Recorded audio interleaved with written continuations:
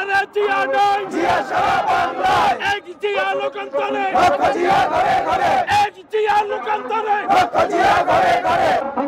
বাংলাদেশ জাতীয়তাবাদী দলের স্থপতি মেজর জিয়াউর রহমান গণতন্ত্রের রূপকার, এই দেশে 19 দফার মাধ্যমে বিপ্লব সাধনের মাধ্যমে যে এই দেশকে গড়ার প্রত্যয় নিয়ে যার রাজনীতি শুরু, যে প্রথমে বলতেন আমি একজন সৈনিক, তারপরে সে বলেছে আমি একজন শ্রমিক, আমি একজন শ্রমিক। আজকে সেই শ্রমিকদেরই পহেলা মে তাদের অধিকার আদায় হয়েছিল।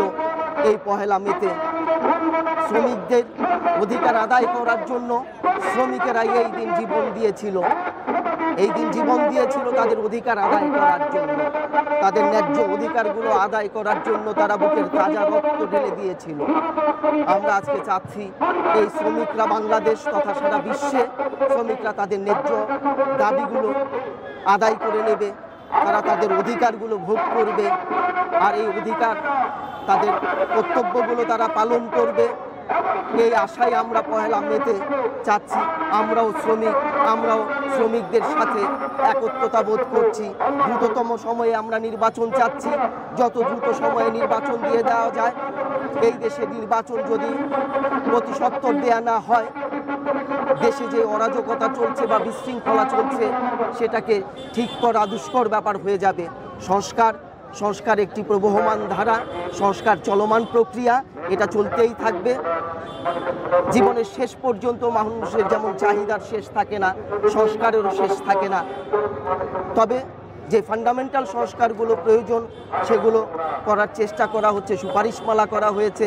সেই সুপারিশে বাংলাদেশ জাতীয়তাবাদী দলের ভারপ্রাপ্ত চেয়ারম্যান তারেক রহমান প্রায় ৮০ সুপারিশের সাথে একমত হয়েছে।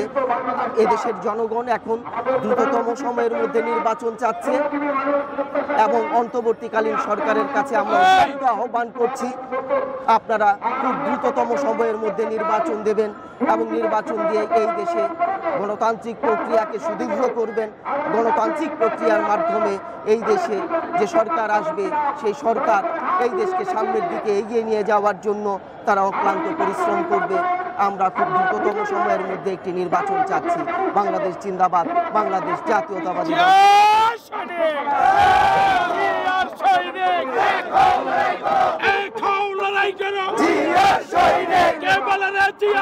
জিয়া সারা বাংলায়, এক জিয়া লোকান্তরে, লক্ষ জিয়া ঘরে ঘরে, এক জিয়া লোকান্তরে, লক্ষ জিয়া ঘরে ঘরে।